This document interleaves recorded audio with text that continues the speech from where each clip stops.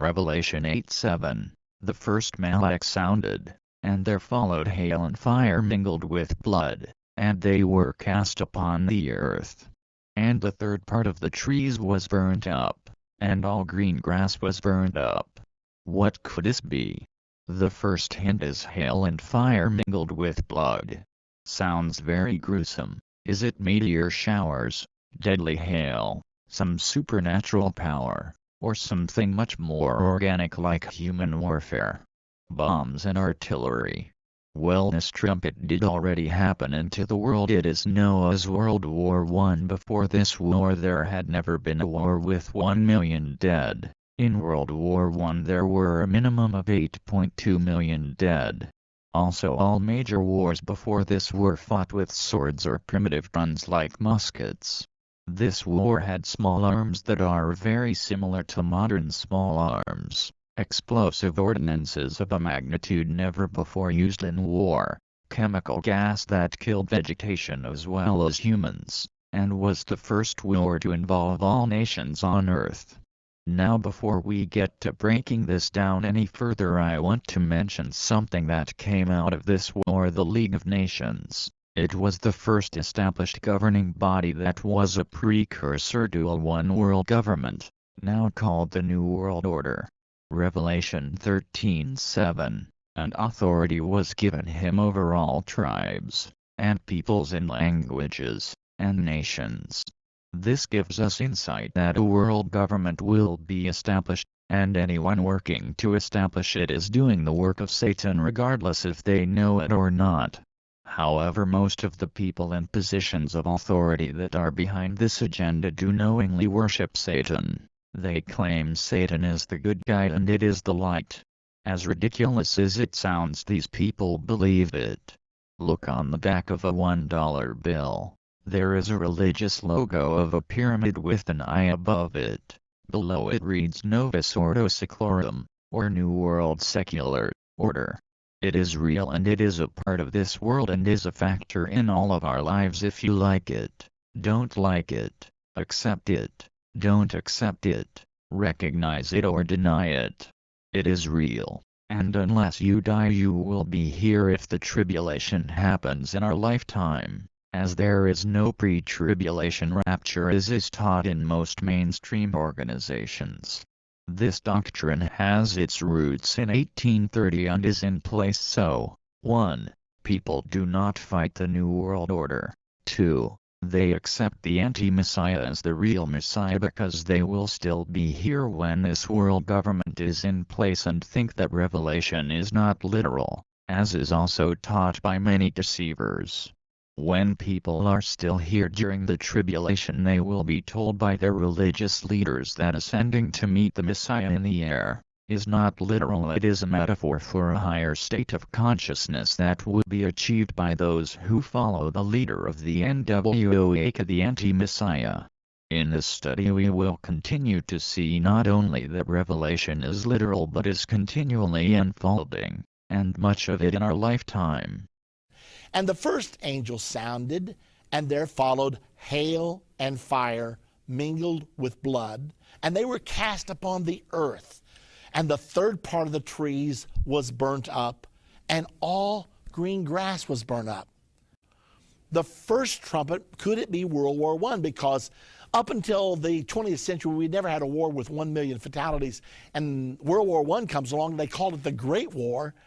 And there were 8.2 million dead. It was totally unprecedented. So could that possibly be the first trumpet? What does this mean? Hail and fire mingled with blood. And I thought about the new implements of warfare, the bombs, the huge guns. And also it says all green grass was burned up. And I thought I remembered in school studying about a thing called the scorched earth policy. And what happened was most of the battle occurred in World War I between France and Germany, and there was an area in there where the policy was don't leave anything, burn everything up. That way, if you lose the territory, you leave no resources for the enemy to live off of the ground. So don't leave the crops, don't leave any green thing, and they called it the scorched earth policy. Well, after I studied for a while, I came to the conclusion that The first trumpet was probably World War I. Of course, that's when biological weapons were first used. It was horrendous. Our men and the Allied troops and the German troops all engaging in unprecedented warfare. It was absolutely terrible what they went through as they fought this horrible battle. In 1914, the tensions generated by international rivalries exploded into general war. The spark that led to the explosion occurred in the Bosnian town of Sarajevo, where Serb terrorists assassinated Austrian Crown Prince Franz Ferdinand. Austria-Hungary declared war on Serbia, and an intricate chain of alliances began to draw the great powers into the war. Two sides formed, the Allies and the Central Powers. Russia was first to mobilize its army, coming to the aid of Serbia and provoking a German declaration of war. Bound by a treaty with Russia, France mobilized too, and when Germany violated the neutrality of Belgium, Britain declared war. Other European powers were soon drawn into the conflict, and eventually it turned into a global war, with the United States joining the Allies in 1917.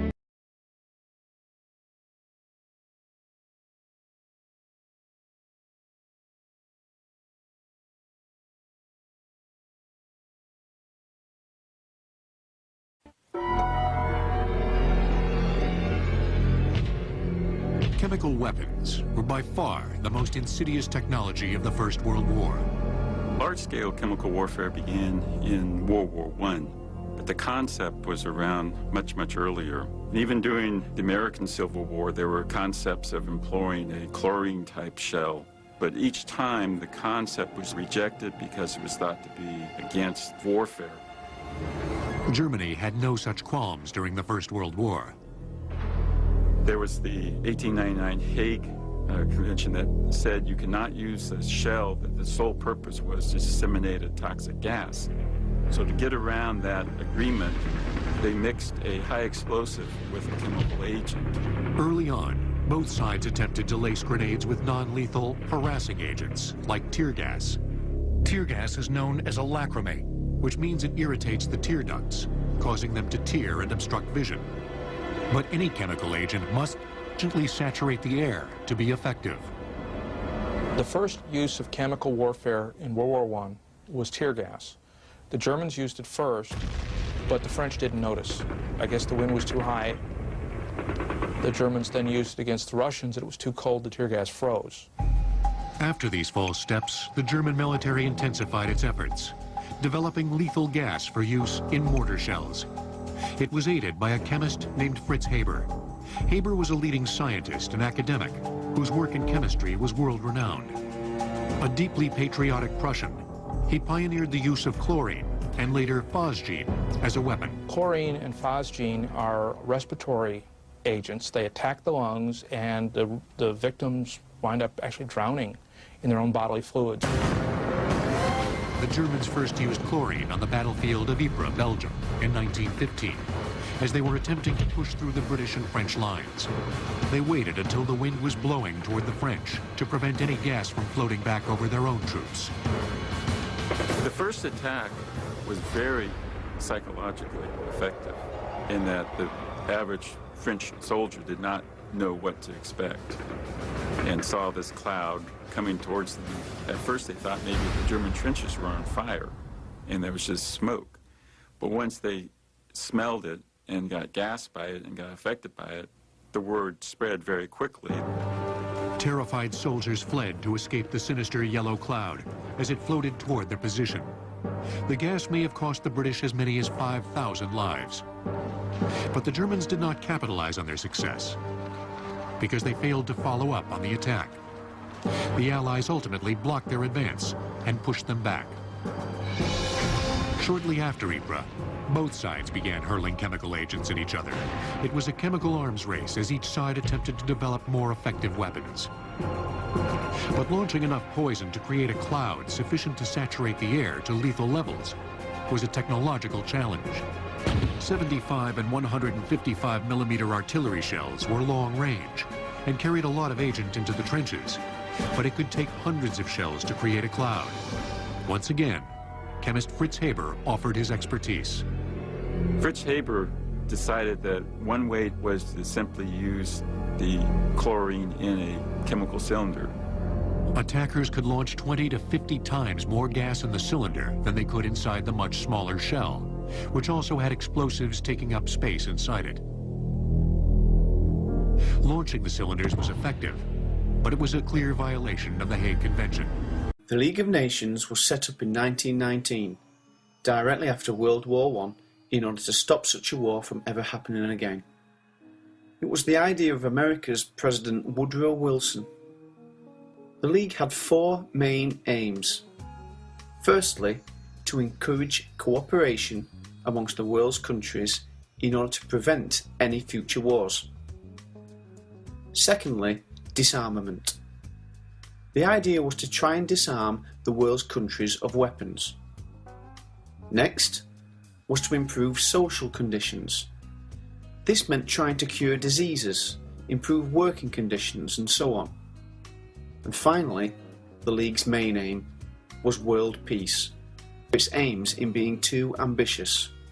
But nevertheless, the League was generally seen by many as the only way to maintain peace in the world. It must be said, however, that another world war broke out only 20 years after the creation of the League. World War II began in 1939, and many historians have condemned the League for failing to achieve its aims. We should therefore focus on the key question: was the League of Nations a total failure? The League's weaknesses. The League did not have an army, and therefore no powerful means to enforce its decisions, and instead had to rely on countries like Britain and France. Another critical weakness was that the most powerful country in the world, the USA, did not join. When President Woodrow Wilson returned home, the American Congress refused to allow the USA to join the League, as instead it wanted to stay out of Europe's arguments in order to prevent them being dragged into another war. In addition, the League's organisation was confusing. It had a council of the most important countries, a secretariat that organised the League, a variety of different agencies that dealt with the slave trade and drug dealing, etc., and an assembly where countries met just once a year.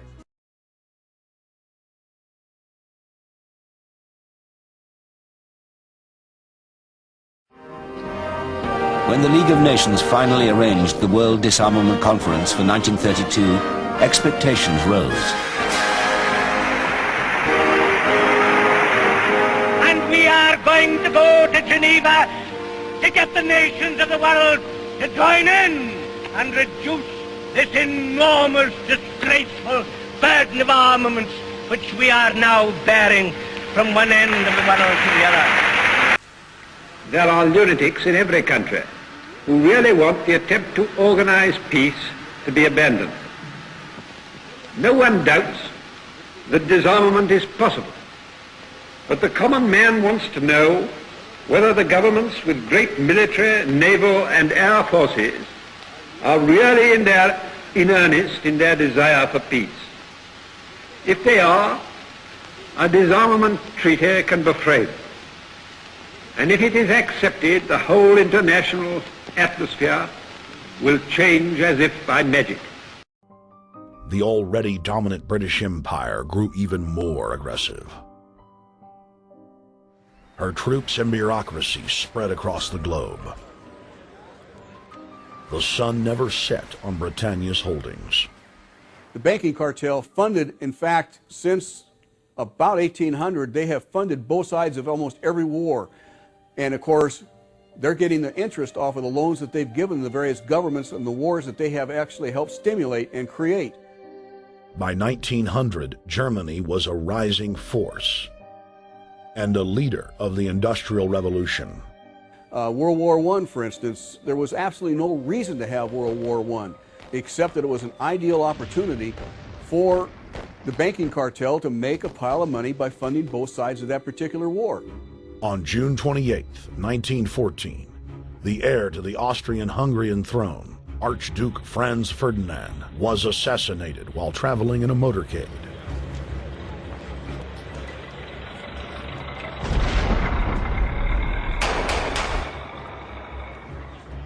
the Black Hand, a Serbian secret society with connections to French and British intelligence, took credit.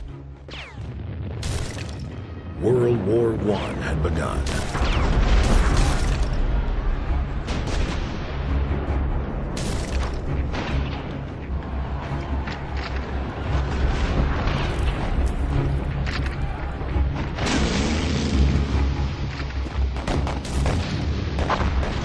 Armaments companies financed by Rothschild-controlled banks in Germany, France, England, and Austria bankrolled all the factions.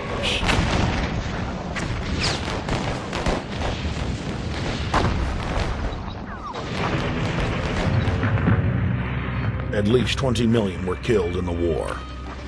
It was a conflict so terrible the people vowed to never fight again. They dubbed it the war to end all wars. Question is, why did they want war? Well, first of all, is money and power.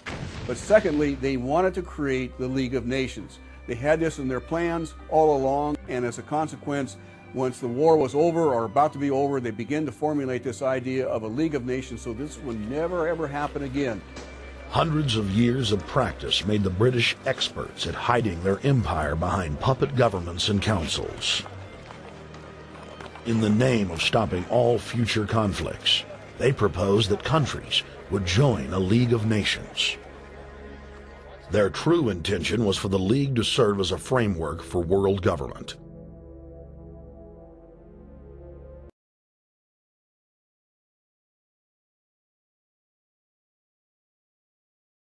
I'm actually excited by this opportunity. I'm actually excited by this opportunity. I'm very well aware that we are not yet through this economic crisis, but you know we have the chief of staff for President Obama is an old friend of mine and my husband's, and was in the White House when Bill was there, and he said, you know, never waste a good crisis. Never waste a good crisis. I'm actually excited by this opportunity.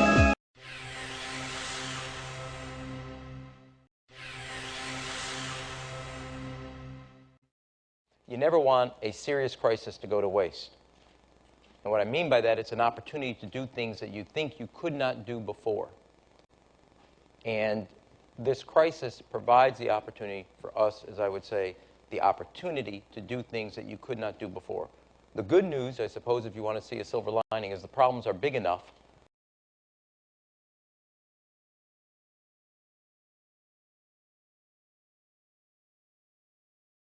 Revelation 8:8-9. And the second Malach sounded, and, as it were, a great mountain burning with fire was cast into the sea. And the third part of the sea became blood. And the third part of the creatures which were in the sea, which had life, died. And the third part of the ships were destroyed. First let us consider, a great mountain burning with fire was cast into the sea. When considering this, remember that this man was given this prophecy by way of visions he had about 2,000 years ago. Is there anything you can think of that looks like a mountain of fire? Well, there is one thing I can think of, and here it is.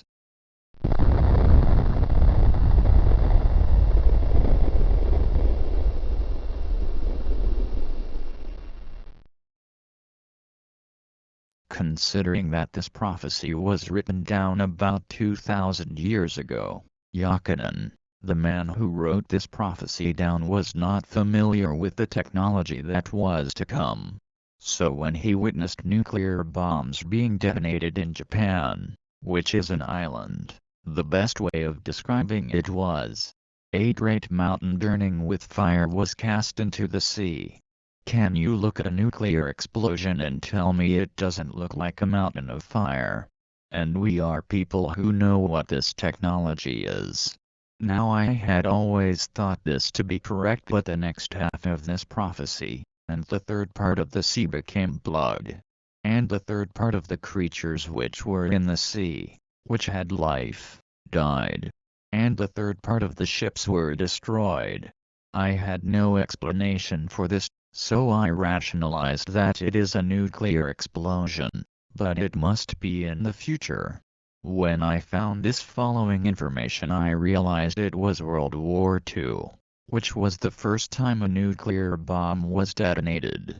And the second angel sounded, and as it were, a great mountain burning with fire was cast into the sea.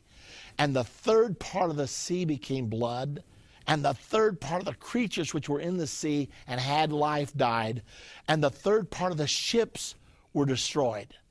And when I went back, I said, a third part of the ships were destroyed? That's never happened. I would surely know about that. And so I thought, well, maybe I'm off. Maybe I'm misunderstanding something here. However, about a year later, I was thinking about everything, and my mind went to World War II. Now, World War II is the greatest disaster the world has ever known. 52 million people died there. And I thought, I wonder how many ships participated in World War II and how many of them were sunk. So I asked my research assistant, Kathy, I said, Kathy, go to the library. See if you can find out how many ships participated in World War II and how many were sunk. She came back about 3 days later, and she laid on my desk the statistics she had dug up, and I looked at them, and I looked at Kathy, and I said, Kathy, I didn't intend for you to cook the books. I want the truth. Well, what she showed me was that there were 105,127 ships that participated in World War II, and 36,387 of them were sunk. Well, I quickly did the calculation. It's about 1/3 on the money. And I said, Kathy, are you sure? She said, the librarian helped me. This is the way it was. 1/3 of the ships were destroyed. Well, the rest of the prophecy says that there would be a great mountain burning with fire cast into the sea. I had seen pictures of nuclear explosions, and they looked like a huge mountain on fire. And I thought, why should it be incredible that the first nuclear bomb dropped on the human race should be in the book of Revelation? And why should I think it's incredible that World War II, the greatest war the world's ever known by far, 52 million dead? And that's when I realized that in this second trumpet prophecy, I was seeing here the nuclear explosion at Hiroshima and Nagasaki, and also 1/3 of the ships were destroyed. I became quickly convinced that the second trumpet was World War II. Remember, after World War I, the League of Nations was put in place. Well, after World War II, the world government was strengthened. It was transformed into the United Nations. Study the UN policies for world gun control, how they commit crimes in third world countries and more, and you will see even from a political standpoint it is not an honest organization or out for the people of the world. One interesting thing about the creation of the UN is who donated the land for the United Nations headquarters to be built upon. John D. Rockefeller. All you have to do is listen to David Rockefeller's own words to assess his character. He is a known and admitted New World Order supporter and death lover. He wrote this in his own book called Memoirs, page 409. Some even believe we are a part of a secret cabal working against the best interest of the United States, characterizing my family and me as internationalists and of conspiring with others around the world to build a more integrated global political and economic structure, one world, if you will. If that's the charge, I stand guilty, and I am proud of it. This is a statue of Prometheus, Lucifer, outside of his building at Rockefeller Square in New York. Prometheus stole fire, light, from heaven and brought it to man. Lucifer means light bearer. If you know anything about the religion, this is not odd or taboo, it is the norm, to be desired actually. They look upon those who don't worship Lucifer as basically stupid cattle. David Rockefeller wrote this in the New York Times in 1973, from A China Traveler by David Rockefeller. Whatever the price, which was 60 to 85 million dead, of the Chinese Revolution, It has obviously succeeded not only in producing more efficient and dedicated administration, but also in fostering high morale and community of purpose. The social experiment in China under Chairman Mao's leadership is one of the most important and successful in human history. What planet is this guy from? Planet Pop-Tart Death Cult. Both those are real quotes. His book and something he wrote in the newspaper. He is not the only one who openly says these things. Hundreds of books and quotes. Cronkite says he is glad to sit at the right hand of Satan to achieve a one-world government, but I bet 9 out of 10 people would doubt, rationalize, or basically cover for him when he is not really trying to cover. Ironic. Seems that the globalists are not afraid to tell us their true desires. It is the media and normal citizens that want to tell us it's all a silly conspiracy theory. It's like a serial killer admitting that he killed someone in court and then the judge says, "No, he's not a killer. We should let him go free." Emperor Mao killed 60 to 85 million of his citizens, and this created high morale and community of purpose. Which part created high morale? Hiding from hit squads or getting dragged out of your house to be shot? David Rockefeller is an insane puppet of Satan, and dangerous to humanity. There are many more like him in positions of power. One of Chairman Mao's famous quotes is, "Political power grows out of the barrel of a gun." And Mr. Rockefeller is practically giggling like a schoolgirl at this morbid and monstrous form of government. Is this the kind of world government you want to live under? Well, it is the kind they want to put you under. Interesting that they are trying to take away the guns of Americans right now. It may be that you should wake up before the New World Order armies have their boot on your neck. Revelation 8:10-11. And the third Malach sounded, and there fell a great star from heaven, burning, as it were, like a lamp, and it fell upon the third part of the rivers, and upon the fountains of waters. And the name of the star is called Wormwood. And the third part of the waters became wormwood. And many men died of the waters, because they were made bitter. A very interesting thing about this word, wormwood. In Russia the word Chernobyl means wormwood. But there is some deception around this. I have found someone claim that before 1986, the Chernobyl accident, dictionaries gave the connection between the words Chernobyl and wormwood, but after the accident there were changes. Now I cannot confirm or deny this, currently, as I only have 5 or so dictionaries, and only 2 pre-1986, and it would be unrealistic to make a judgment on all dictionaries based off a few. But what I can say is most word etymology connects Chernobyl with mugwort or Artemisia, and most people say Chernobyl is not connected to wormwood for this reason. Here is an example. This is from wordiq.com. Chernobyl. Definition: name, origin. The city is named after the cornoble, grass, or mugwort, Artemisia vulgaris. The word itself is a combination of corny, black, and pileia, grass blades or stalks, hence it literally means black grass or black stalks. Sometimes cornoble is erroneously translated as simply wormwood, which most commonly refers to Artemisia absinthium, with consequent apocalyptic associations, probably originating from a New York Times article by Serge Schman. Apocalyptic Tale, July 25, 1986. There, an unnamed prominent Russian writer was quoted as claiming the Ukrainian word for wormwood was Chernobyl. The second part, titled Name Origin, says, mugwort, Artemisia vulgaris, then goes on to say, is erroneously translated as simply wormwood. They make a distinction between minor plant variations, something we will clean up in a bit.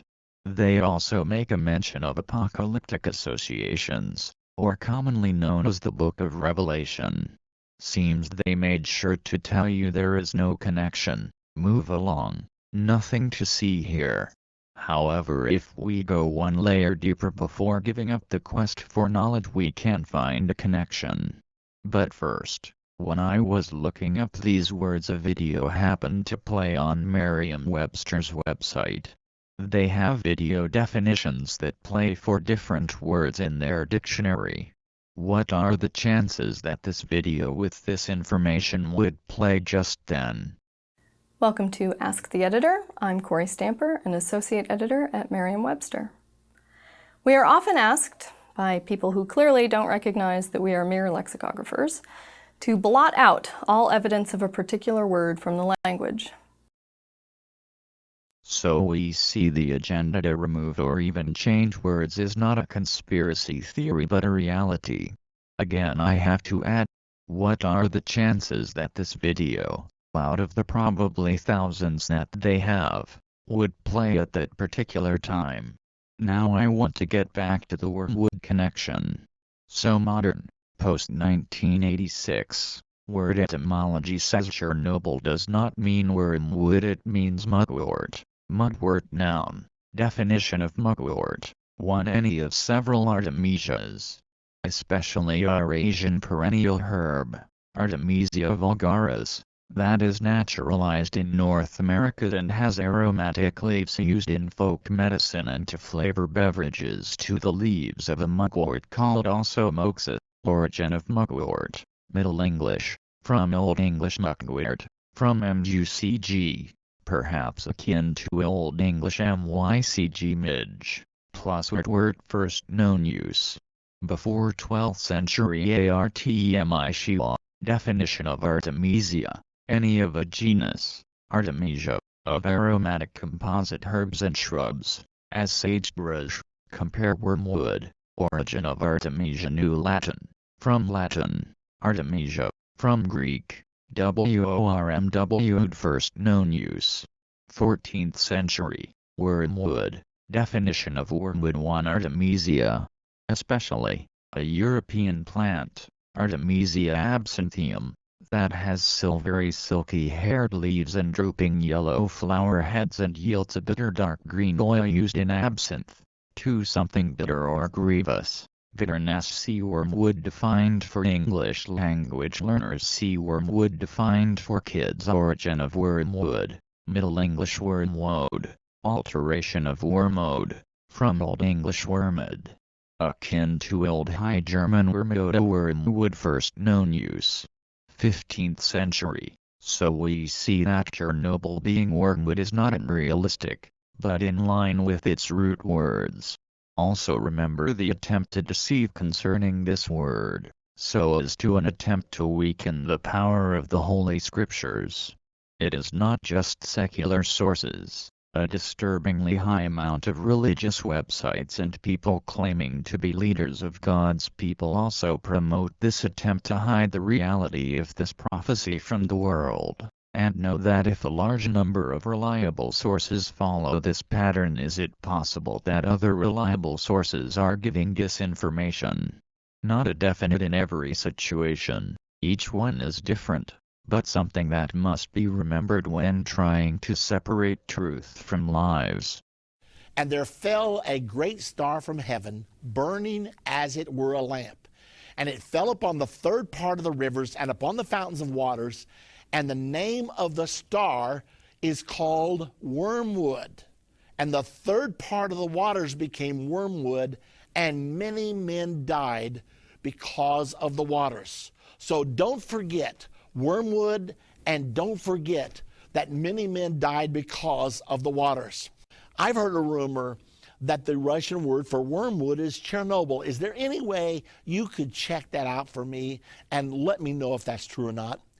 She said, oh, it is true, because you see, the Russians used wormwood for medicinal purposes. It turned their tongues black, and the Russian word for black is chernin. And consequently, they began to call Wormwood Chernobyl. Could I get some documentation, some books, some page numbers? She said, I'll call you back. She called me back 20 minutes later. She had the books, she had the page numbers, and I was really wowed by this time. One reference she had was the Dictionary of the Russian Language, and it had as a definition Chernobylic, and it said a variety of absinthe, which was in parentheses wormwood, with a red, brown, or deep purple stem. There it was in a Russian dictionary, and it referred to wormwood under the heading Chernobylnik. Well, I was really impressed. Well, actually, she talked to me probably 10 minutes, and finally it was time to go, and I thanked her very much. I said, but before I let you go, I have to know something. It's not normal that you would have known this all off the top of your head. How did you know all this? She said, oh, I'm working on my doctorate in Russian right now, and I've been studying these things. На Чернобыльской атомной электростанции произошла авария. Поврежден один из атомных реакторов. Принимаются меры по ликвидации последствий аварии. Пострадавшим оказывается помощь. Создана правительственная комиссия. That Soviet nuclear accident in the Ukraine created fallout today in Chicago. Not radiation, not that kind of fallout. This was a purely economic reaction. U.S. investors betting tens of millions of dollars on grain and livestock futures.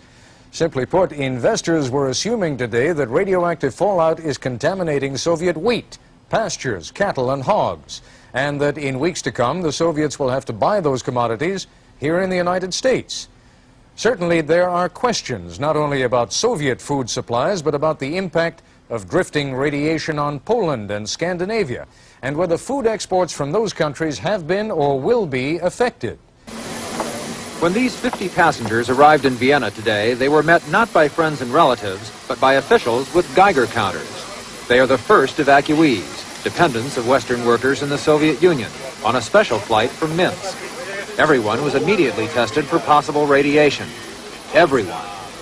Passengers said they'd seen nothing to indicate a major disaster, but were relieved nonetheless. And we were sitting the whole night on the telex, and at 4 o'clock in the morning we got information that all women and children will be brought home. When asked if any passengers had suffered from contamination, doctors were uncertain. Well, it could be, I don't know. One can't say. Based on this Soviet photo, it's hard to say much of anything.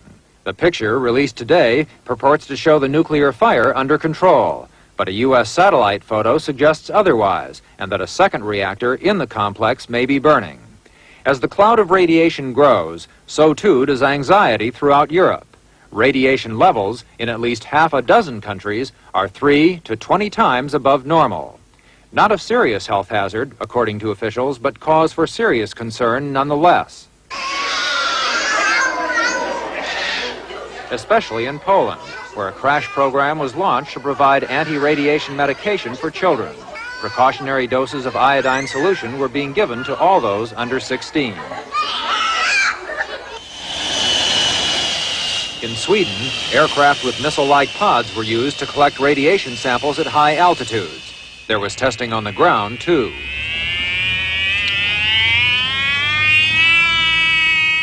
Although experts say radiation levels in Sweden are not harmful, and in fact are falling, many people are not convinced. I'm concerned, yes. I'm worried about what's going to happen if the wind turns around back more to Sweden. I get angry on like Russia that doesn't say anything. The Swedish government, which is banning imports of fresh vegetables from Eastern Bloc countries, is upset as well. We have asked for detailed information with regard to the nature and the scope of the catastrophe so that we can take the right actions to take care of all our own people here. We have so far not received an answer. There are no answers either to questions about Swiss cheese, Scandinavian crackers, Norwegian salmon, Russian caviar, popular exports. Could they be contaminated? Experts in the United States say the testing for radioactivity in food is imprecise. In this country, we have certain guidelines as to how much radioactivity is allowed in food. The Russians may have a different guideline, and the Polish people may want to import food here. And I imagine there will be a dispute and a disagreement as to what level of contamination is acceptable. The Chicago commodities market, which soared to record highs today, is already betting on a Soviet crop failure. But that's not the message the Soviet government is putting out, not the signal being picked up here. At the British Broadcasting Corporation's monitoring facility near London, officials say the picture Soviet radio and television is putting out is distinctly lacking in hard details concerning the disaster. One had, I think, hoped, once they started to talk about it, that there would be rather more than there has been. This evening, Soviet television repeated the claim that only 2 people have died. They assured viewers all is under control, that farms and factories in the area are working normally, that Western reports about the disaster are untrue. The Soviet population is used to the fact that the Soviet government doesn't tell them very much. When there's a disaster, when there's something like this, it's normal for the government to say nothing until the situation is under control. Today in London, following a meeting with Prime Minister Margaret Thatcher, Soviet Ambassador Leonid Zamyatin tried to assure others the situation is now stable, but no one was buying it. What about the reports over here, Ambassador, that several thousand people have been killed in the accident? That's not true. That's not. Is Thatcher annoyed that you didn't tell the West earlier about this accident? Well, we informed the government of the United Kingdom this morning about this accident officially. But Moira Bremner, whose daughter is one of about 70 British students about to be evacuated from the Soviet Union, is skeptical of Soviet assurances the situation is safe. I don't feel that I can be entirely sure that the radiation levels which are being talked about in the areas where my daughter is, both presently in Kiev and in the area she's passing through when she goes to Moscow and in Moscow itself, are necessarily accurate readings and correct. And because of that, I don't feel that I'm going to be sure that she has not been exposed to an excessive dose of radiation until she's home and I've had her go through proper checks. Her daughter, along with other students, is due to arrive here tomorrow evening. But the answers many seek about the disaster itself promise to be much longer in coming. This is Don Kladstrup for Nightline in London. Radiation monitors in Sweden and Finland this morning are showing unusually high readings, in places 3 times normal levels.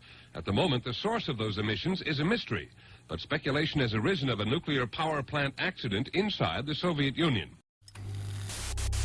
It may seem difficult to believe, but we know more about this nuclear accident than the people living in the Soviet Union. The Soviet media downplaying the disaster, keeping the people there in the dark. На Чернобыльской атомной электростанции произошла авария. Поврежден один из атомных реакторов. Принимаются меры по ликвидации последствий аварии. Пострадавшим оказывается помощь. Создана правительственная комиссия.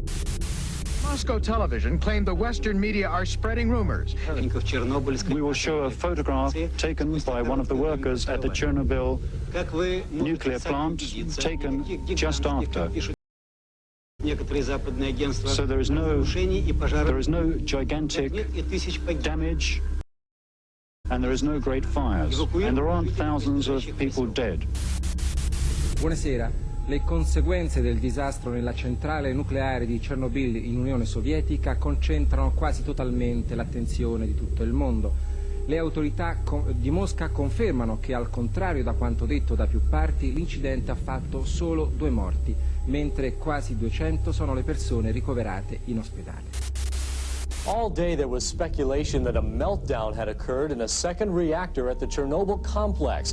Tonight, however, that seems unlikely. There are conflicting reports coming out of the Soviet Union. We do know that a zone of deadly radiation is being released from the damaged plant, and the accident is far from over. Good evening. A senior government minister admitted to the Commons today that after Chernobyl, it was no good, scientists and politicians simply asserting that everything is all right with nuclear power.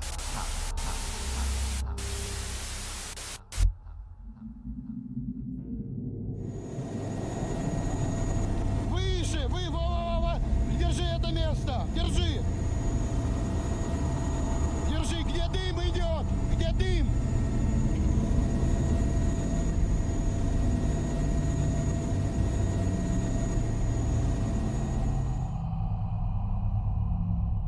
This is what the Soviet government tried to cover up.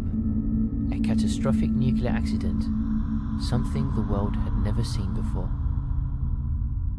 Reactor 4 at the Chernobyl nuclear power plant had exploded, releasing lethal amounts of radiation into the atmosphere. In this photograph taken by Igor Kostin, radiation can visibly be seen as it contaminates the photographic film within his camera.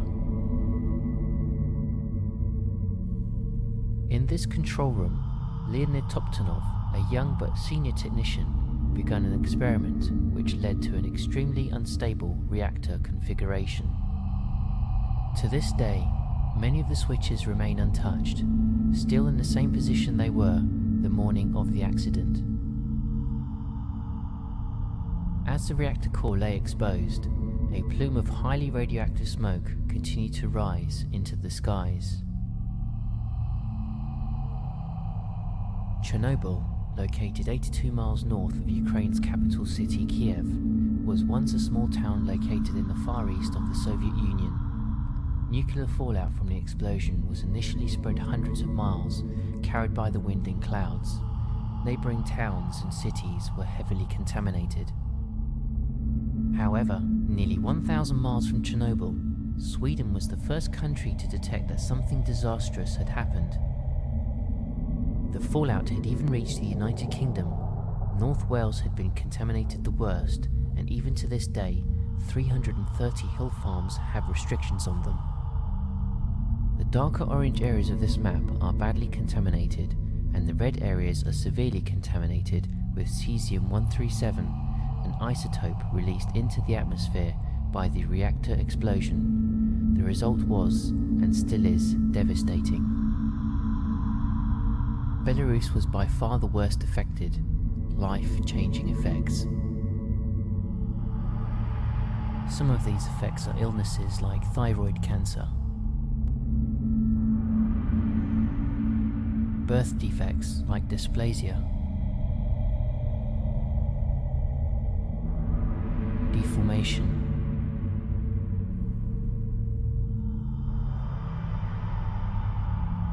intellectual disabilities,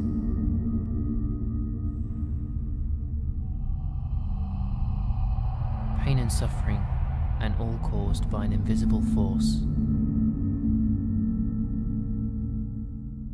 Do you have any videos about Chernobyl? Because I was still in the learning process, and he said, you know, I think I have one. He brought it to me. It was put out by the Humanities. And they had a machine there where I could look at it on the spot. And I was so curious about this because I was writing about it at the time. So I went over there and I pushed in the video and I began to watch. And it's amazing what I saw when I pushed in this video, because right on the front came up Chernobyl, the bitter taste of wormwood. Now, this was not put out by a religious organization. It was not put out by a prophecy ministry. And yet here they somehow had associated Chernobyl with wormwood, and the prophecy said that a star by the name of wormwood was cast into the earth. Now, that's not all it said, because it had many other things to tell me in this video. The main message of this video was that the waters made the Chernobyl nuclear accident so deadly. Here's what happened. Let me see if I can tell you the story. When the nuclear cloud was driven 1 mile into the air, the winds caught the cloud, and they carried it first of all into Sweden, then into Italy, then into Germany, then into Great Britain. And during this time, it rained incessantly. I do not know whether the nuclear explosion had anything to do with the rain or not, but it rained for about 4 or 5 days. The result was it brought all of the nuclide cesium-137 down to the earth, and everywhere the rains hit, it created what's called brownouts. There's many places in Europe where nothing will grow for 100 years. Furthermore, the rivers filled up with this nuclide cesium-137, and anybody that drank this water, they ingested this nuclide. Well, what happens when cesium-137 is ingested, it goes to your bone marrow. And the interesting thing is, it has a half-life of 30 years. Now, watch this. The rain came down, filled the waters of Europe, and it was radioactive, and everything it touched became radioactive. There were reindeer being raised for domestic consumption in Europe, about 100,000 of them. All of them had to be killed. And you can even see the workers as they were trying to control this unprecedented disaster. They actually had Geiger counters measuring the level of radioactivity. It goes way beyond the safe zone here. It was an accident that was unprecedented. There's never been anything like it in the history of the world. And so why should we be surprised that it's located in the prophecy of the Bible? Now, Cesium-137 has a half-life of about 30 years. And many of the children especially were affected because they ingested this. And one of the things that Cesium-137 does, it attacks your thyroid gland. And in the area of Pripyat, in that area around the Ukraine, the thyroid cancer is about 248 times the normal thyroid cancer rate, and many people are still suffering. Altogether, as a result of the Chernobyl nuclear accident of April the 26th of 1986, about 125,000 people have died. The scientists and the doctors estimate that around 2 million people are infected, and eventually what happens is when Cesium-137 lays in your bone marrow, it will eventually cause a person to have cancer. The workers, they didn't know what was going on. They heard this big explosion. They ran down to the source of the sound. Two of the workers pulled the door open and found themselves staring full-faced into a nuclear fire. It was so incredibly hot when they opened that door that it thrust them back, and they fell to the floor where they knew the coolest air would be, and they laid there until the heat somewhat dissipated, because now the lid is off of the nuclear reactor and all the heat is going up. They were finally able to get up, and they made their way back down to the nurses' station. It was about a block they had to walk. By the time they arrived, their skin was hanging off of their arms in ribbons. Both of those technicians died within a very short amount of time. Now, that's not all that happened. Immediately, because of the level of this emergency, fire trucks came from everywhere. And when the fire trucks came, they fought this fire, many of them not realizing that they were actually signing their own death warrant by being there. They're fighting a full nuclear fire. There were fire trucks there. There were helicopters that came in. And you can see some of the monuments here built to the people who bravely fought that fire, even though many of them died within 30 days or so. And the ones who did survive suffered all kinds of ramifications of their exposure to this high level of radiation. Well, as time went along, all of the equipment was brought in. The fire trucks that were brought in to fight the nuclear fire became so contaminated with radiation that they had to bring bulldozers in and bury these fire trucks.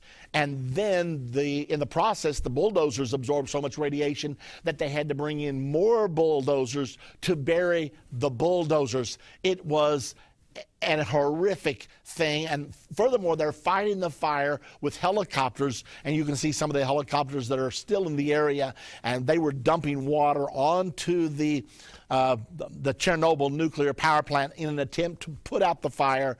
And you can see another picture here. Look at this. It's a graveyard of radioactive vehicles. Those guys, they were heroes. Those 28 firefighters, they came first.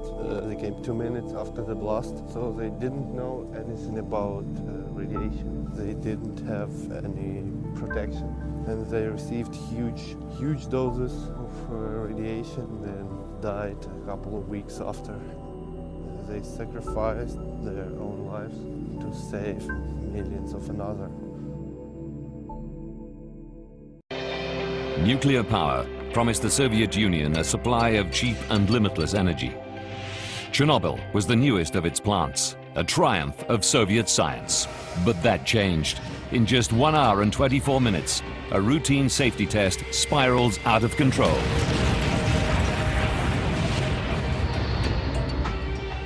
He hits the reactor's emergency shutdown button. But there's no shutdown.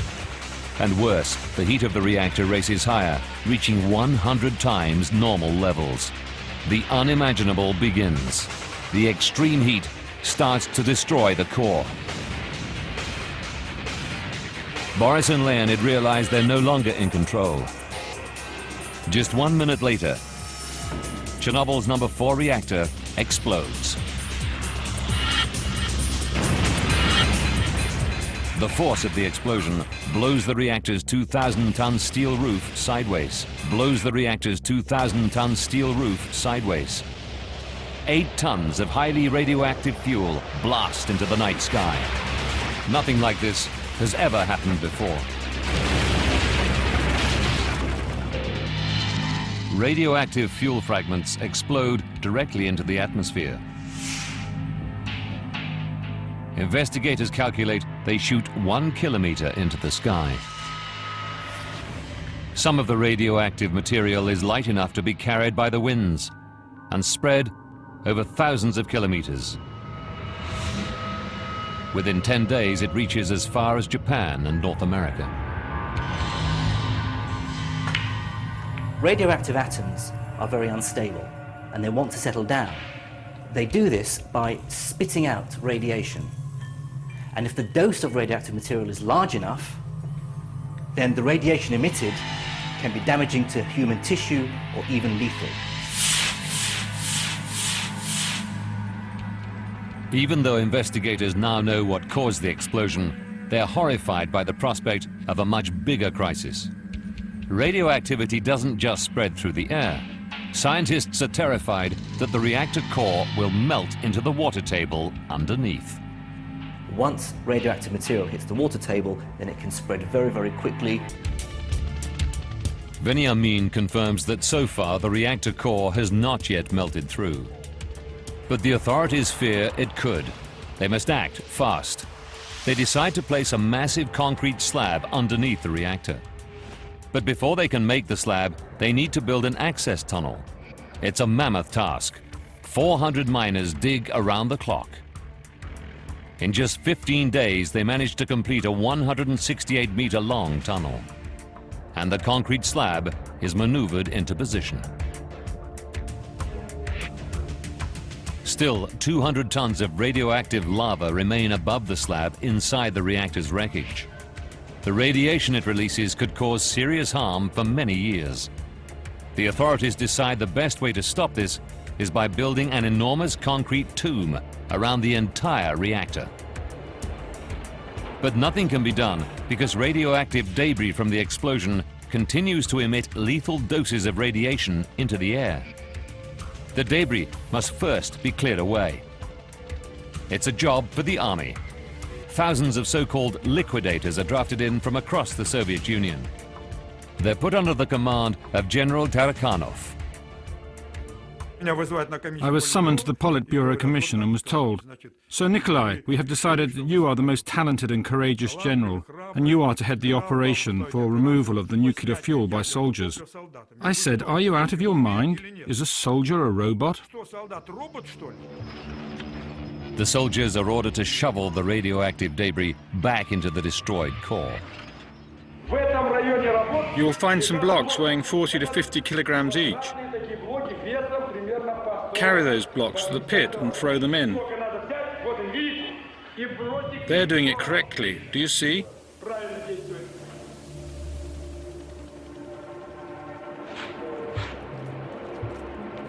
The soldiers carry out their duties wearing special lead clothing weighing 30 kilograms. Each man is allowed to work for only 3 minutes, but it's long enough to receive a lifetime's dose of radiation. Many thousands will die as a consequence of this in years to come. The Ukrainian government estimates that at least 8,000 people have died as a result of the catastrophe. But the United Nations believes it's still too early to establish the true picture. One thing, however, is certain. In the worst affected areas, the rate of thyroid cancer in children and teenagers has risen over 100 times. Today, 200 tons of uranium and nearly a ton of deadly plutonium remain inside the destroyed reactor.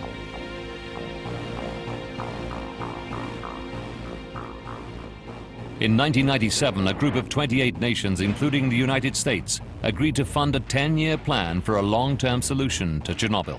A 20,000-ton steel arch will completely enclose Chernobyl's reactor 4.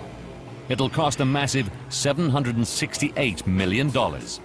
A key part of the new project are the 4 giant cranes in the ceiling of the new shell. They're capable of breaking down the wreckage and removing radioactive dust. When complete, the hope is that the radioactive threat of Chernobyl can finally be defeated.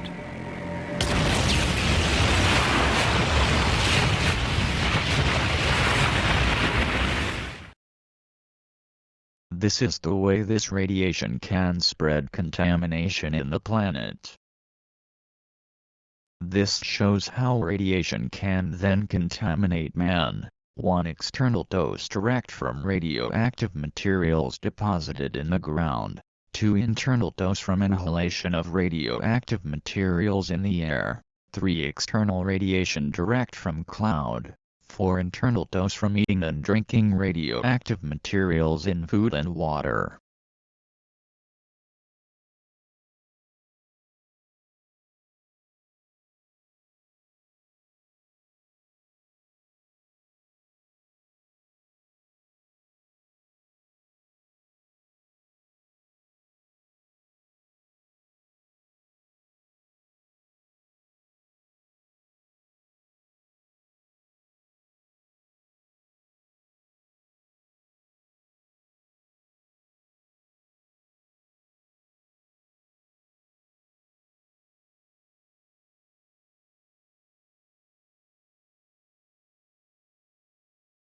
This shows that all of Europe and more was affected by this event.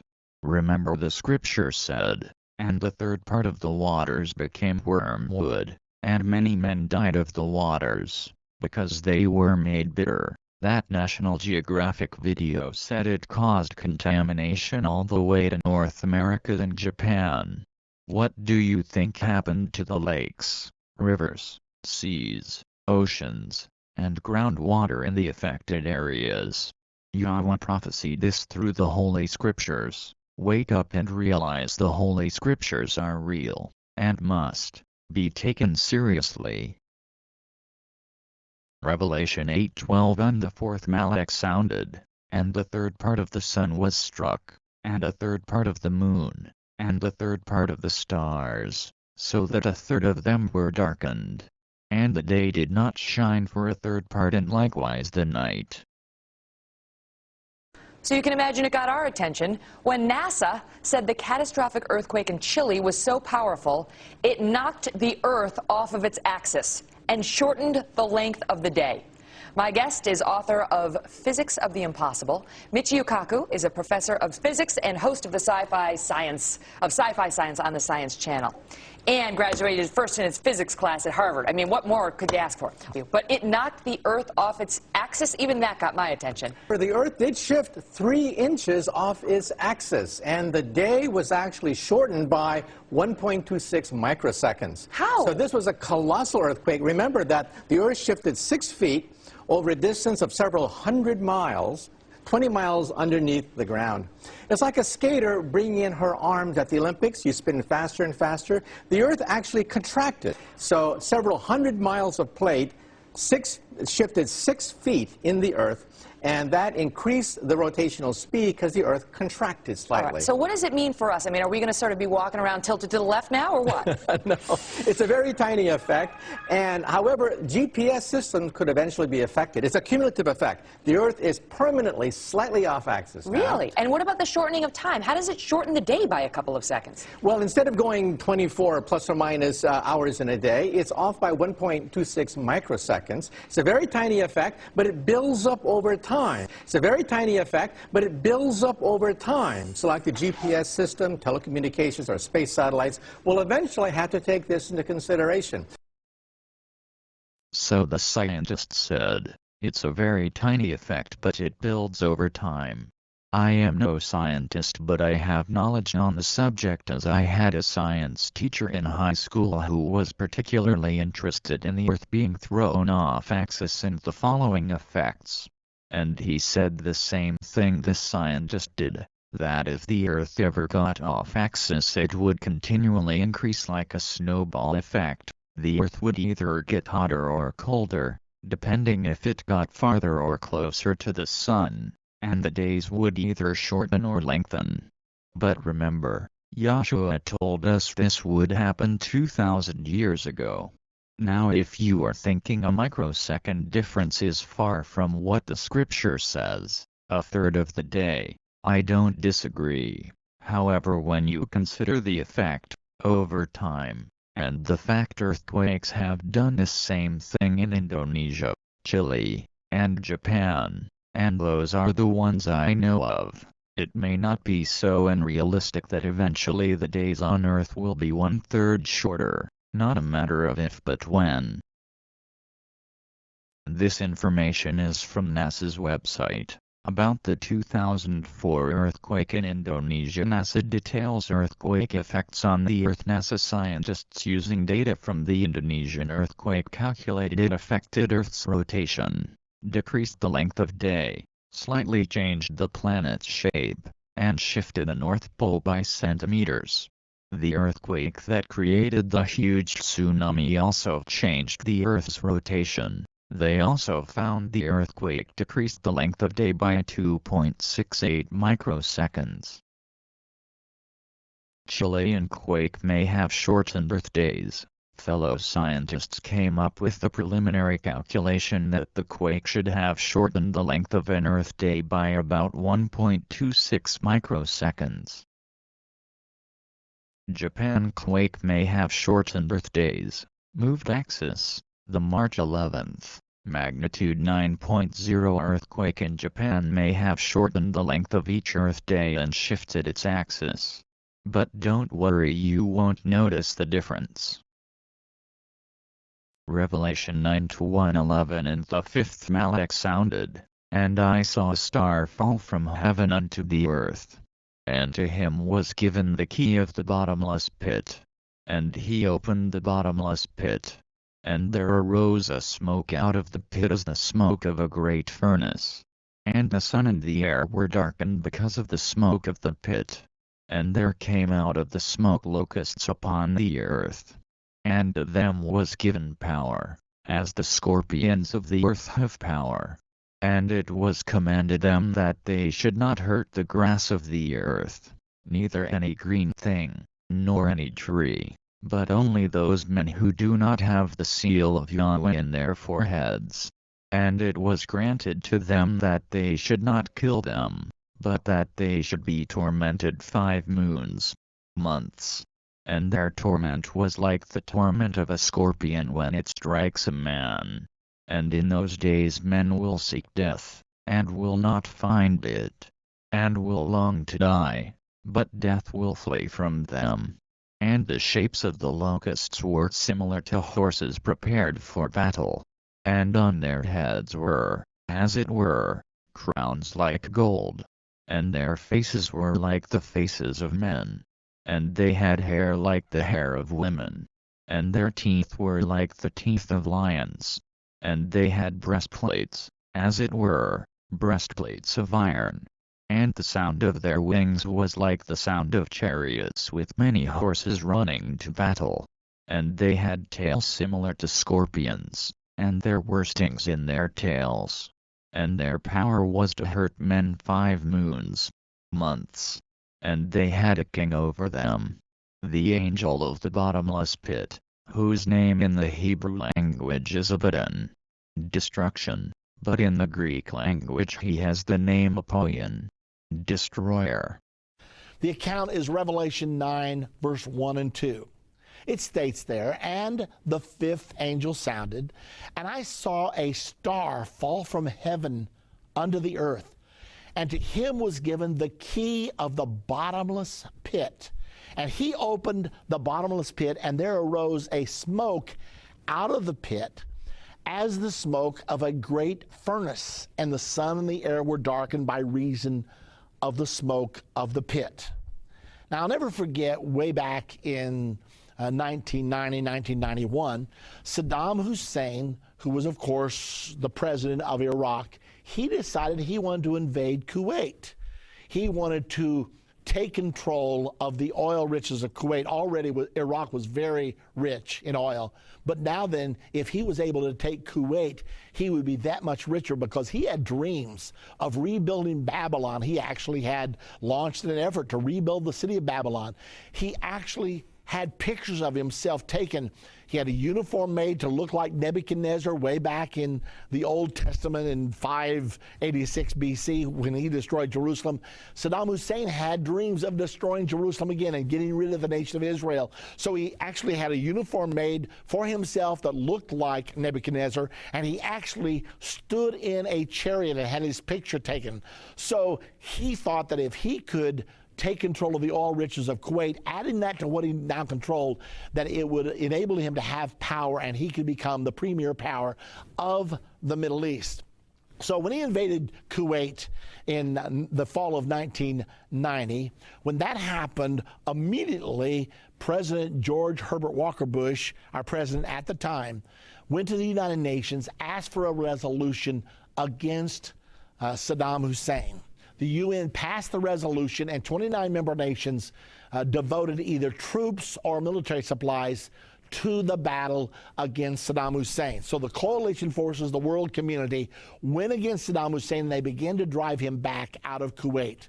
Now, Hussein thought he had a green light from the United States of America to take this action. Now then, he's very angry. So as he knows he's going to be forced out of Kuwait, he cannot stand before the firepower of the United States of America and all of our allies. So he knows he's going to have to leave, but he's not going to go easy.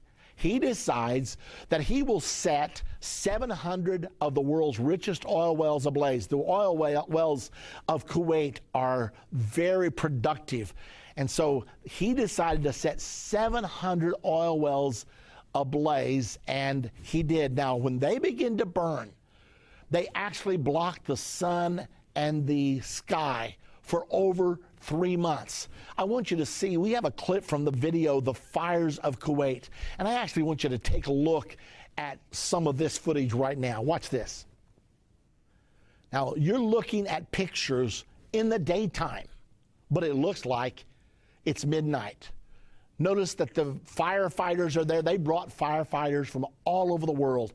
The fires were so hot that they actually would reach 2,000 degrees, and it was very difficult for the firefighters to fight these fires, and they had to even spray water on their fire trucks continually to keep the metal of the fire trucks from melting. And so for 3 long months, these fires belched smoke into the atmosphere. I have another shot here for you to see of Kuwait at noontime. This is another picture. I think this appeared in one of the magazines. And you're seeing the sky and the sun was blocked out by reason of the smoke. Now, why is this so important? Because the prophecy says this, and I know of not one more incident in all human history that could fulfill this particular prophecy. The Bible specifically says that the sun and the sky were darkened by reason of the smoke that came out of the bottomless pit. Now, if the oil's coming out of the earth, then maybe that teaches us the bottomless pit is in the middle of the earth. Let's look at the rest of the passage. Revelation 9, verse 3. And there came out of the smoke locusts upon the earth, and unto them was given power, as the scorpions of the earth have power. And the shapes of the locust were like unto horses prepared unto battle, and on their heads were as it were crowns like gold, and their faces were as the faces of men. And they had hair as the hair of women, and their teeth were as the teeth of lions, and they had breastplates as it were breastplates of iron, and the sound of their wings was as the sound of chariots of many horses running to battle. Okay, what is John saying here? Remember, this is 2,000 years ago. But he's seeing locusts with breastplates of iron, with faces of men. The sound of their wings was the sound of many chariots or many horses running to battle. What do you think John was seeing? Was he seeing helicopters? Was he seeing jet airplanes? All this is written in symbols. He had never seen a helicopter. He had never seen a jet airplane. Had no clue what they were. But he said these are locusts. And they got breastplates of iron, but they have the face of men, and the sound of their wings is the sound of many chariots going to battle. Take a look here at what he may have seen in his vision. I don't know whether this is what he saw. This is one helicopter and how it appeared in one particular shot. Take a look at these helicopters. You know, when boys or girls are in the service and they are pilots of helicopters, sometimes they paint up their helicopters to make them interesting. Look at this, mouth of lions. Does this look like locusts to you? I mean, you got to admit, this look a lot like locust. And take a look at this next shot, because here you see helicopters, breastplates of iron, faces of men. It appears to me that that's what John was seeing, and he was talking about warfare in the 20th century. Now, that's not all the prophecy, however. Let's go a little further. In verse 11, it continues the prophecy, and it says, and they had a king over them, these warriors, these armies, which is the angel of the bottomless pit, whose name in the Hebrew tongue is Abaddon, but in the Greek tongue hath his name Apollyon. Now, if you look up in a dictionary, it defines both the Hebrew Abaddon as the destroyer, and the Greek Apollyon means the destroyer. Some translations of the Bible actually say they had a king over them named the destroyer. Now, way back in 1991, when all this was taking place, I was a subscriber to the German Tribune at the time, and I'll never forget receiving my German Tribune. It was the March 10th of 1991 edition, and I was reading an article about Saddam Hussein and about all that was happening in the Gulf at the time, and the reporter called him Saddam, quote, the destroyer Hussein. Oh, I'd already been wondering about these fires and about the possibility of this prophecy, and I knew that Abaddon and Apollyon meant the destroyer, and here they called Saddam the destroyer Hussein. Now, I had reached no conclusions at the time, but I was wondering, I'll just confess to you. Okay, well, it's about a little while later, actually quite a bit later, 6 years later, in 1997. I still was not certain about all this, but I was a subscriber to the international edition of the Jerusalem Post at the time. But what I found so interesting was the lady relating the story was telling about how when Saddam's mother was pregnant with Saddam, that she was having a horrible pregnancy, and the Iraqi doctors recommended an abortion. However, she didn't want to get an abortion, so she moved to the section of Baghdad where the finest doctors were available. They were the Jewish doctors, and the Jewish doctors nursed her through her pregnancy with Saddam Hussein. And in the Jerusalem Post, it said when he was born, she decided to name him Saddam, because Saddam means destroyer, and he almost destroyed her. I looked at that absolutely stunned, and that was sort of the icing on the cake for me. That's when I decided, since I found out that the Arabic word for Saddam actually means destroyer. Now, do you understand what I'm saying to you? I'm saying to you, in the Bible, it said a man by the name of Destroyer is going to unleash the oil fields, the bottomless pit, and the sun and the air will be darkened by reason of smoke. The seventh seal, the sixth trumpet, the second nuclear war during the last half of the Great Tribulation, Revelation 9:13-21. I will add to this section later. But know that this is the next event that will happen. When? No man knows. But it is clearly on the horizon, because the scriptures tell us it will happen, and scriptures aside, watch the news. It is brewing between America/Israel and Iran. Every prophecy in the Holy Scriptures that has been fulfilled has been done so with 100% accuracy, so it is not if, but when. Be spiritually prepared, read the Scriptures. Do not let anybody disregard the reality of what is at stake. Also, do not let a lying preacher mislead you with a false sense of security. Read Matt 7:21-23 and find out what iniquity is. And know it is not simply sin. Once you know what iniquity really is, read Isaiah 20:4-1-6.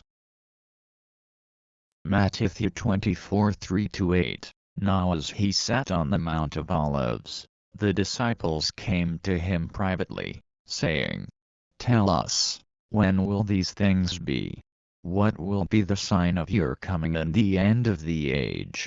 Yahshua answered, and said to them, Be on guard, so that no man deceives you. For many will come against my name, saying, I am anointed, and will deceive many. And you will hear of wars and rumors of wars. See that you are not troubled. For all these things must come to pass. But the end is not yet. For nation will rise against nation, and kingdom against kingdom, and there will be famines, and pestilences, and earthquakes in place after place. All these are the first half of the sorrows. What will be the sign of your coming and the end of the age? Since they are asking about the end of the age, Yahshua is going to tell them what the end times will be like. Be on guard, so that no man deceives you. For many will come against my name, saying, I am anointed, and will deceive many. There is going to be a lot of deception, and the preaching of many will be against the truth. How many preachers twist the words of the Messiah and don't teach what he taught? From my experience, most teach against his true words. See the words of the Messiah if you doubt this. And you will hear of wars and rumors of wars. See that you are not troubled. For all these things must come to pass. Turn on the news and you will see this is obviously true, in our time more than ever in history. I believe most people cannot even name all the countries that America is at war with or on the verge of war with, and we are only one country. However, it will get much worse before it gets better. We need to keep in mind that as the scripture tells us, these things must happen before the Messiah will return.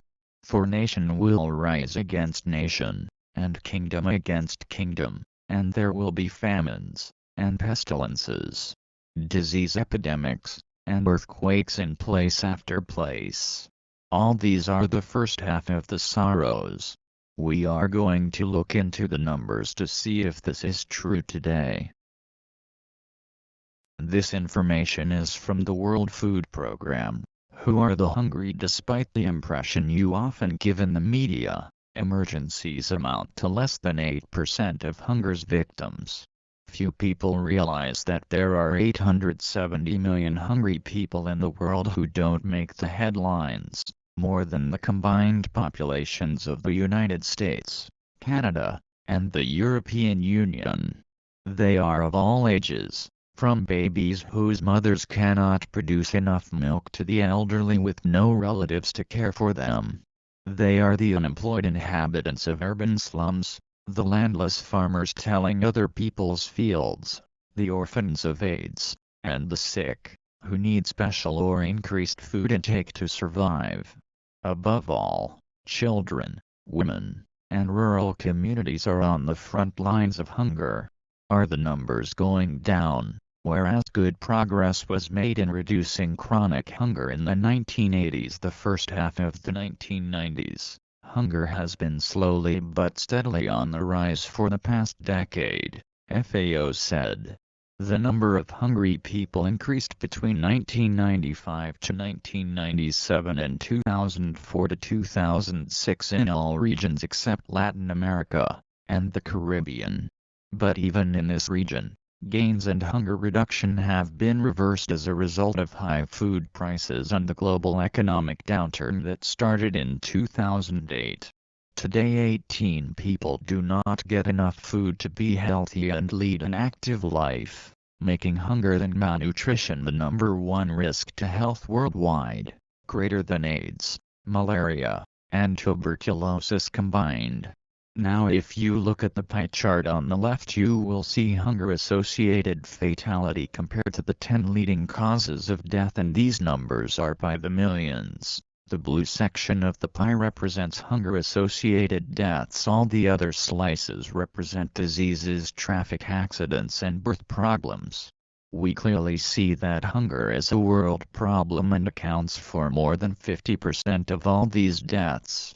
Just because you may not be experiencing a lack of food in the region you live in, realize it is a problem, as millions are literally dying from lack of food. On the pie chart to the right we see where these people live in the world, and most of them are in Asia and the Pacific. The main thing I want to focus on here is that number. This is total. 925 million. There are roughly 7 billion people on this planet. So that means that nearly 1 out of every 7 people on the planet do not have enough food.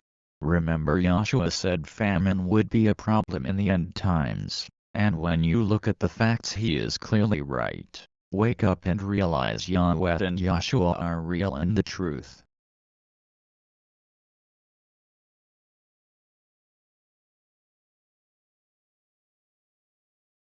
Yahshua said there would be earthquakes in place after place. Since he said this in around 30 CE, we only need to look from then on. This is the most reliable info I know of and is from United States Geological Survey. All major earthquakes from the 9th century on are recorded here.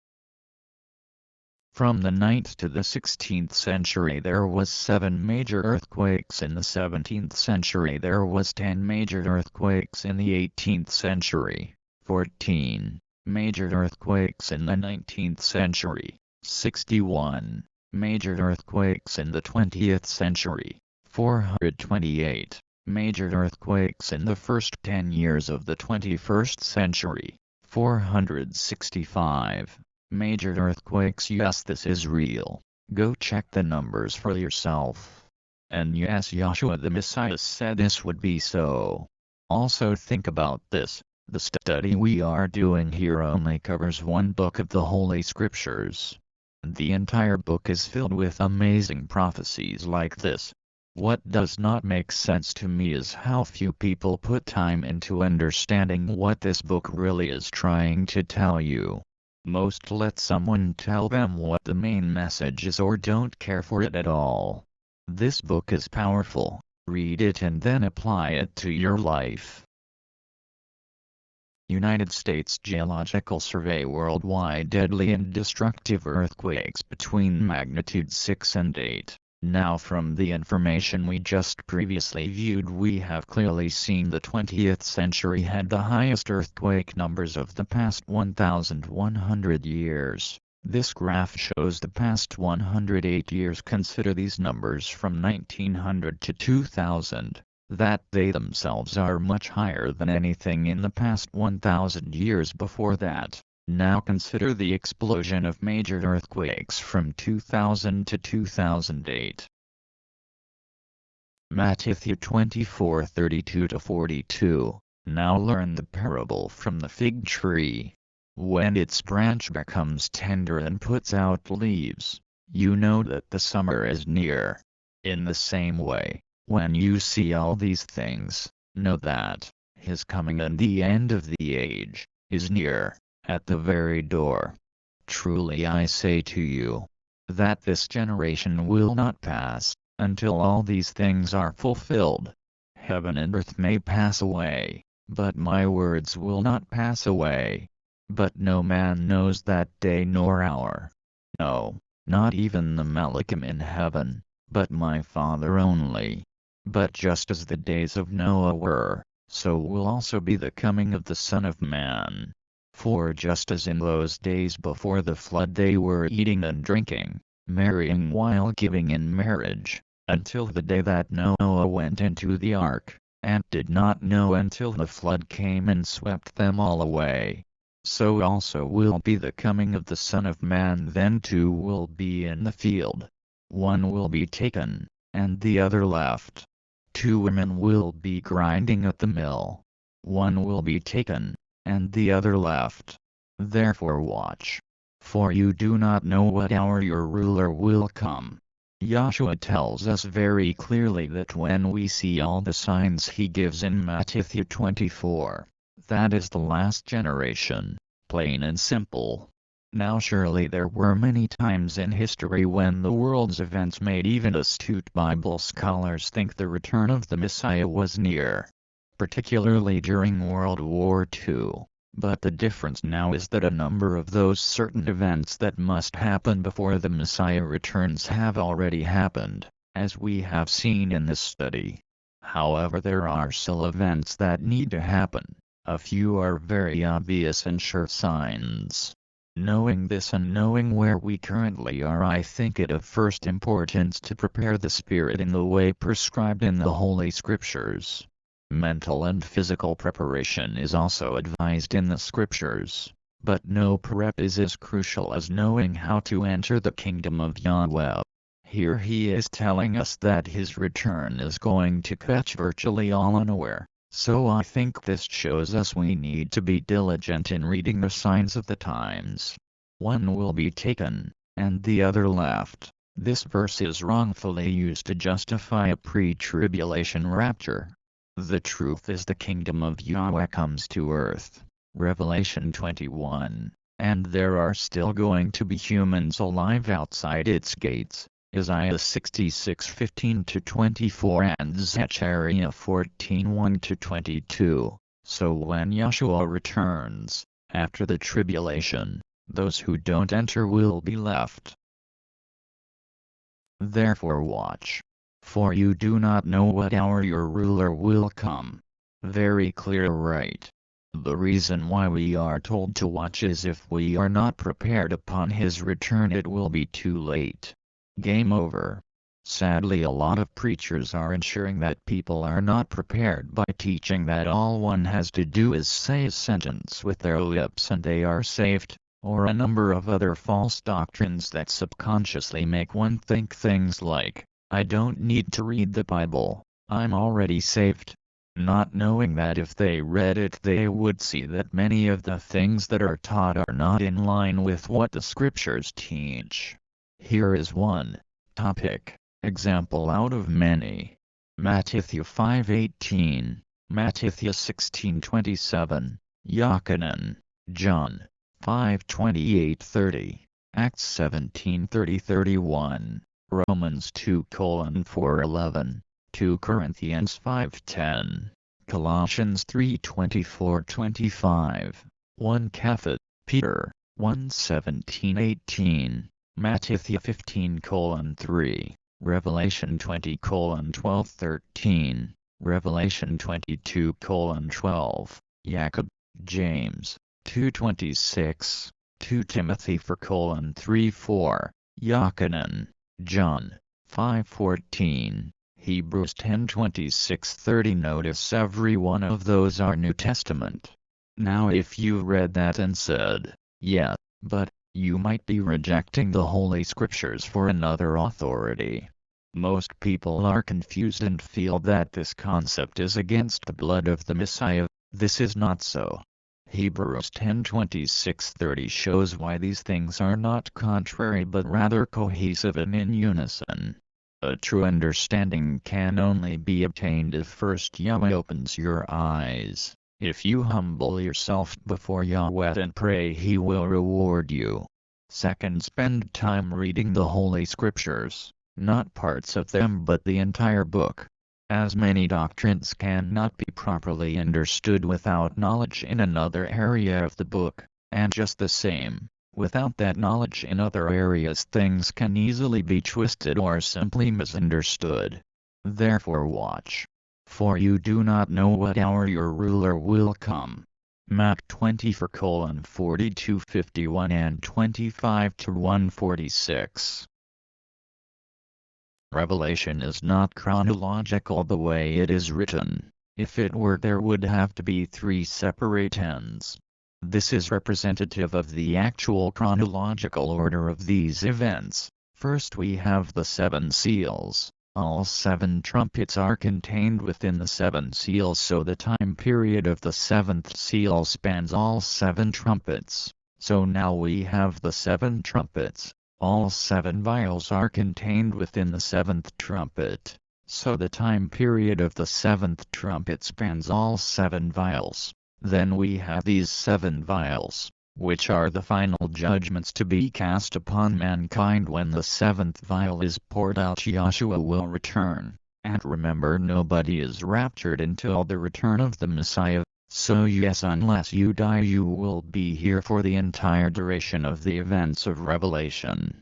Below this I have another visualization for better understanding. Do you see how the 7 seals represented by the yellow bar span the entire time frame? Then the 7 trumpets represented by the orange bar are contained within the 7th seal. And finally the 7 vials represented by the red bar are contained within the 7th trumpet. Many people mistakenly believe that the seals, trumpets and vials all happen in a non-overlapping chronological order. This is not true, and again the Messiah does not return until all the judgments are complete, and his return is depicted by the white box that says Return of the Messiah that is in the time frame that the white arrow points to.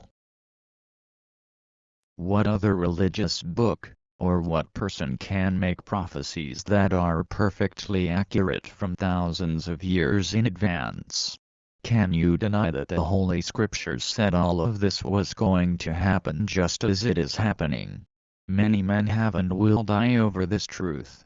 Tell me, why have so many tried to hide, distort, destroy, mistranslate, discredit, etc. the truth? Why have so many spent so much effort trying to do this?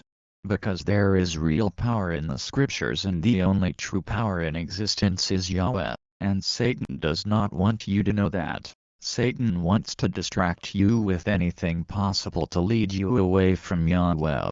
Brothers and sisters, remember Ephesians 6:12-16, for we wrestle not only against flesh and blood, but also against principalities, against powers, against the rulers of the darkness of this world, against spiritual forces of the evil one in the heavens.